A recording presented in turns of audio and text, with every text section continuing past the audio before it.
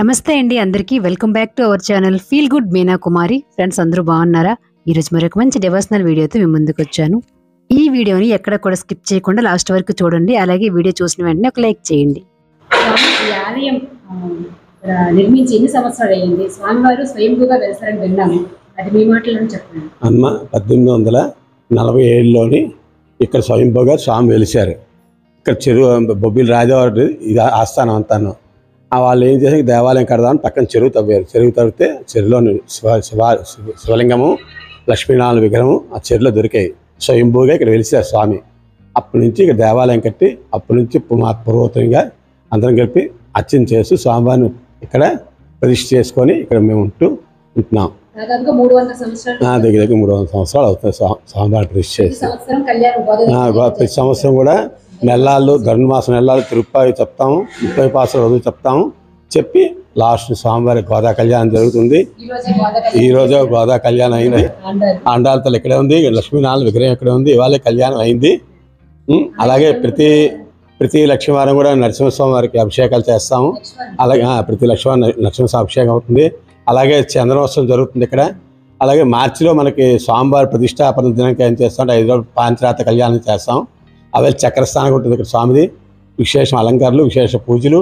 అలాగే కార్తీక మాస శివాలయంలో కూడా మనకు బ్రహ్మాండం జరుగుతుంది. అన్ని ఇక్కడ గ్రామస్తులు మనకు బాగా సపోర్ట్ చేస్తున్నారు.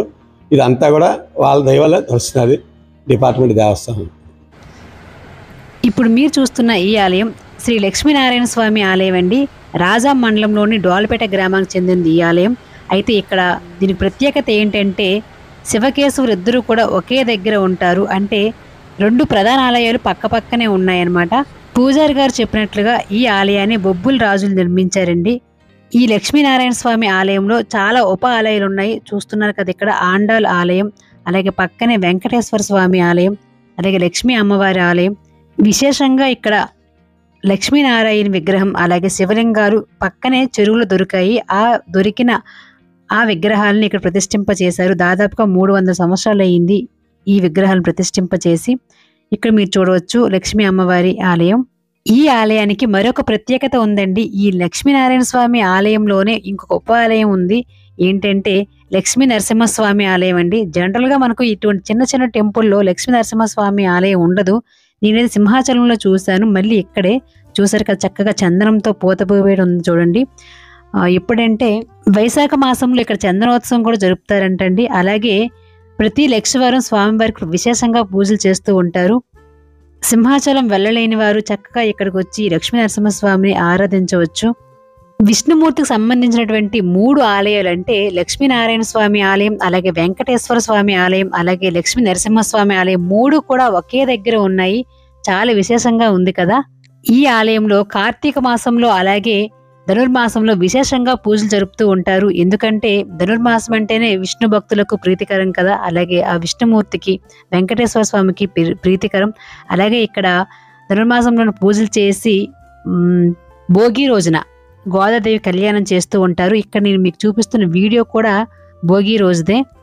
ధనుర్మాసంలో ఆఖరి రోజు అయినటువంటి భోగి రోజున ఈ విధంగా గోదాదేవి కళ్యాణం చేస్తారండి. చూసారు కదా, ఇక్కడ లక్ష్మీనారాయణ స్వామి విగ్రహం అలాగే గోదాదేవి విగ్రహం పక్కన పెట్టి చక్కగా కళ్యాణం చేశారు. కళ్యాణం వరకు వీడియోలు మీకు చూపిస్తున్న తర్వాత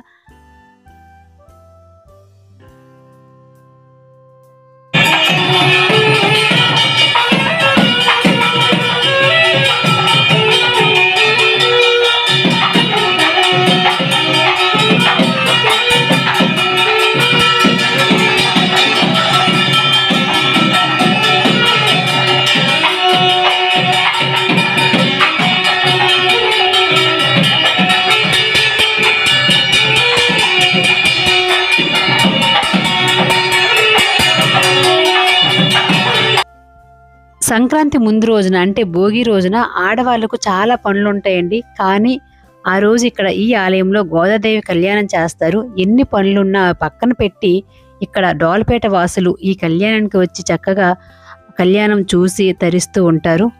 ఈ ఆలయానికి వస్తే దాదాపుగా అందరి దేవతను దర్శనం చేసుకోవచ్చండి. ఎందుకు అంటే వెంకటేశ్వర స్వామి, లక్ష్మీ నరసింహస్వామి, ఇంకా లక్ష్మీనారాయణ స్వామి, ఇంకా ఈశ్వరుడు, లక్ష్మీ అమ్మవారు, ఆండాల్ అమ్మవారు, ఇంకా సుబ్రహ్మణ్య స్వామి ఇలా అందరు దేవతలు కూడా ఒకే దగ్గర కొలువు తీరారండి. ఈ ఆలయం చాలా పురాతన ఆలయం అండి. కాకపోతే ఇక్కడ ఊళ్ళో ఉండేవాళ్ళు అలాగే కొంతమంది దాతల సహకారంతో చక్కగా ఈ ఆలయం డెవలప్ చేశారు. చూడండి ఇదంతా కూడా మళ్ళీ రీమోడలింగ్ చేసి ఇంకా ఏవైతే ఉంటాయి ఫ్లోరింగ్ అలాగే పెయింట్ ఇవన్నీ కూడా ఊళ్ళో ఉండేవాళ్ళు అలాగే మరి కొంతమంది ఉంటారు కదా ఊళ్ళో ఉండే ఎంప్లాయీస్ వీళ్ళంతా కూడా చక్కగా ఈ గుడికి తమ సహాయ సహకారాలు అందిస్తున్నారని చెప్పేసి ఈ విధంగా అర్చకులు చెప్పారు.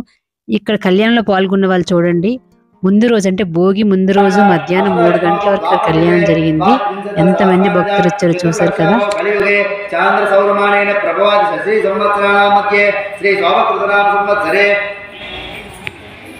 పుష్యమాసే శుక్లపక్షే తృతీయాం వాసరః సుమతిదో సంవత్సరః సంవత్సరః.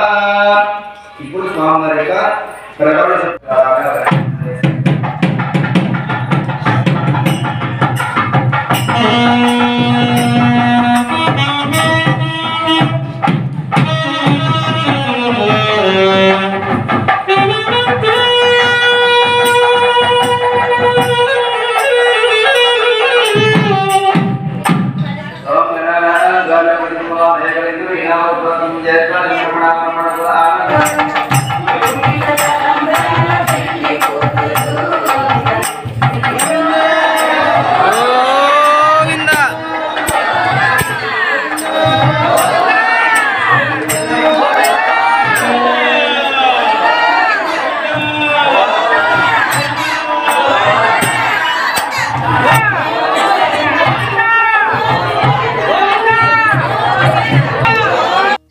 కళ్యాణం చూసి అందరు కూడా దర్శనం చేసుకోండి. అలాగే ఆ లక్ష్మీనారాయణులు అలాగే గోదాదేవి ఆశీస్సులు అందరికీ ఉండాలని కోరుకుంటున్నాను. జనరల్గా మనం ఈ కళ్యాణాన్ని నేరుగా వీక్షించకపోయినా ఇలా వీడియోలో చూసినా చాలా మంచిదండి. ఎందుకంటే మనం ఎన్ని దేవుని కళ్యాణాలకి అటెండ్ అయితే అంత మంచిది, అంత శుభకరం. ఇప్పుడు మీరు చూస్తున్నారు ఈ ఆలయం యొక్క ధ్వజస్తంభం అండి. ఇక్కడ శివాలయం అలాగే విష్ణు ఆలయం 2 ఉన్నాయి కాబట్టి 2 ధ్వజస్తంభాలు ఉన్నాయి. చూస్తున్నారు కదా శివాలయం అలాగే విష్ణు ఆలయం వేరువేరుగా ఉన్నాయి. ఇప్పుడు మీరు చూస్తున్నారు శివాలయం అండి.